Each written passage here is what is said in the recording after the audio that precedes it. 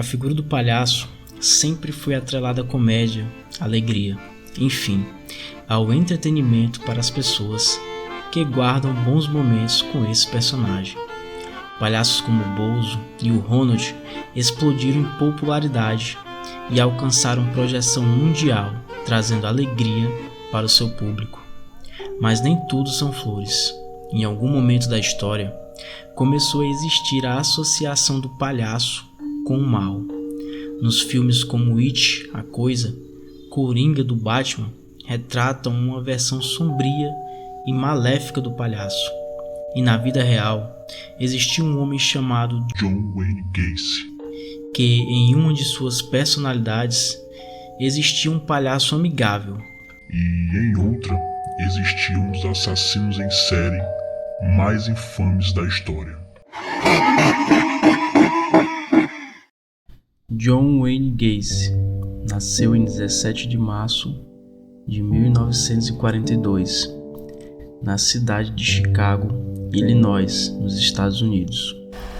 Uma cidade grande, já sendo considerada um dos principais centros urbanos na época também marcada pelos abalos da Segunda Guerra Mundial. O mundo presenciou os terrores criados pelo nazismo. Chicago também desempenhou um papel importante na produção de armamentos e suprimentos para a guerra. O pai de Gacy se chamava John.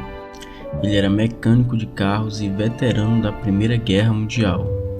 O cara deve ter voltado sequelado, pois participar de uma guerra é um evento extremamente traumático na vida de uma pessoa.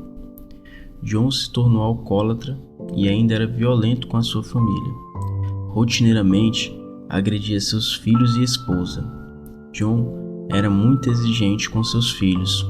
Ele tinha grandes expectativas para Gacy, mas frequentemente expressava desaprovação e descontentamento com o seu filho. Ele não aprovava a personalidade mais sensível e pouco atlética de Gacy. Desejava que ele fosse mais macho e praticasse esportes.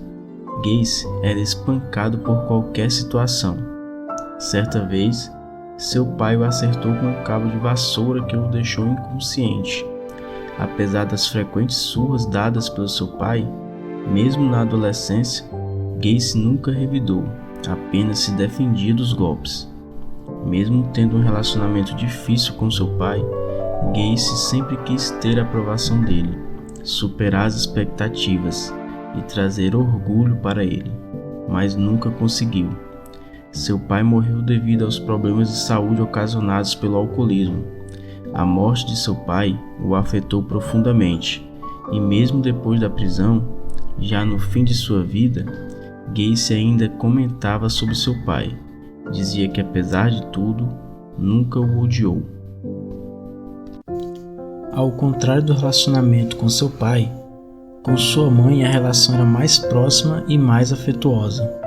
Sua mãe se chamava Marion, tinha descendência polonesa e era muito dedicada à igreja. Ela tinha uma lanchonete que vendia sanduíches, onde Gacy também trabalhou quando mais jovem. Marion era a paz para Gacy, trazia estabilidade em sua vida, oferecendo apoio emocional e muitas vezes o protegendo de seu pai. Ela faleceu em 1989, sem aceitar as atrocidades e a verdade sobre os crimes de seu filho. Durante sua adolescência, Gacy enfrentou dificuldades sociais e emocionais. Era um jovem gordo, não praticava esportes e era alvo de zombarias dos colegas de sua idade. Buscou então se isolar, se afastar das pessoas. Época também que adoeceu por causa de um problema cardíaco. Começou a ter desmaios e constantemente era hospitalizado. Seu pai suspeitava que era tudo encenação e o acusava de fingir os sintomas, na busca de conseguir simpatia e afeto por parte das pessoas. No fim, sua doença jamais foi conclusivamente descoberta. 1978. A polícia local de Chicago recebe uma ocorrência. Uma pessoa liga na madrugada dizendo estar ouvindo gritos desesperados de uma pessoa e que todo esse barulho vem da casa de seu vizinho. A polícia chega ao local. A casa era de John Wayne Gacy. Os policiais questionam Gacy sobre os barulhos, mas ele consegue convencer os policiais de que não há nada de errado. Pouco tempo depois, em dezembro de 1978, um jovem de 15 anos chamado Robert Pierce desapareceu. Robert era um estudante e também trabalhava em uma farmácia como estoquista. Sua mãe, preocupada com a demora do filho, informou a polícia local sobre o ocorrido. Ela contou que após sair da farmácia, falar com um homem sobre uma proposta de emprego temporário.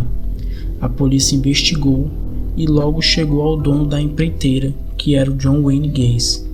Foi aberta uma investigação e foi descoberto que John já tinha cumprido uma pena de prisão 10 anos atrás. Por coincidência ou não, o crime na época foi contra um garoto de 15 anos. Os investigadores ficaram de orelha em pé. Conseguiram um mandado de busca na casa de Gacy. No dia, Gacy foi detido e a polícia começou a vasculhar a casa buscando pistas sobre o paradeiro do garoto. Durante as buscas, os policiais encontraram itens pessoais que pareciam ser de garotos, adolescentes, roupas, carteiras e outros adornos, mas o pior ainda estava por vir. Os investigadores localizaram uma entrada que dava acesso a um espaço sob a casa. O lugar estava fétido, um odor terrível de decomposição. No meio daquela lama horrível, os policiais entraram e acharam pedaços de carne humana, ossos já escurecidos e outros ainda cobertos de carne embalsamada. Um policial ainda falou: "Este lugar está cheio de crianças." Depois que soube das descobertas dos policiais, Gacy já sabia que seria preso, então resolveu confessar todos os seus crimes. Foram 33 garotos no período de 6 anos. Assassinatos, torturas e estupro marcaram esse caso, que tornou Gacy um dos serial killers mais monstruosos dos Estados Unidos. Aquela notícia chocou as pessoas, pois todos tinham uma imagem muito boa de Gacy. Ele era um cidadão modelo, um empresário de sucesso. Gostava de atuar nos interesses da comunidade, ajudando as pessoas. Ganhou tanta notoriedade que participava de eventos com grandes políticos da região, como o prefeito. Casou-se cedo e logo começou a trabalhar. Nas suas horas vagas, se fantasiava de povo e palhaço e ia alegrar crianças doentes nos hospitais. Por isso, logo foi associada a figura do palhaço a seus crimes, mas na realidade não tinha conexão, pois ele muitas vezes capturava suas vítimas com propostas de emprego em sua empreiteira. Gacy foi acumulando traumas desde a sua infância. Ao mesmo tempo que construía sua imagem de cidadão exemplar, na escuridão dava vazão a seus impulsos sexuais, seduzindo e molestando garotos menores de idade. Seu primeiro crime foi em 1968. Foi preso por sodomia e sentenciado a 10 anos de prisão. No mesmo dia, sua esposa pediu o divórcio. Durante o tempo que esteve cumprindo pena, foi considerado um prisioneiro exemplar. Obedecia às autoridades e às regras da unidade, com muita disciplina, e logo conseguiu a liberdade condicional. Recomeçou sua vida e casou-se novamente, mas não conseguiu se segurar por muito tempo. Novamente, deixou seus impulsos sexuais ganharem força e começou a fazer novas vítimas. Dessa vez, estava descontrolado, satisfazia seus desejos torturando e matando garotos sem remorso ou compaixão. Muitas de suas vítimas eram garotos de programa. Ele gostava de frequentar casas noturnas em busca desse tipo de serviço. Após convencer a vítima, a levava para casa. Quando tudo estava no seu controle, algemava e torturava os garotos. Enrolava um fio nylon no pescoço da vítima e apertava até o estrangulamento.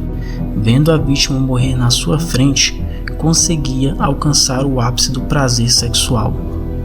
Ele descartava os corpos na parte subterrânea de sua casa. Cerca de 29 cadáveres estavam em decomposição. Como a quantidade de vítimas só aumentava, acabou ficando sem espaço e começou a jogar os corpos no rio ali próximo. No seu julgamento, alegou que quem cometia os crimes era sua outra personalidade, chamada Jack, que em certas horas tomava o controle da situação. Ele dizia que a personalidade era maligna e que ele não tinha como evitar.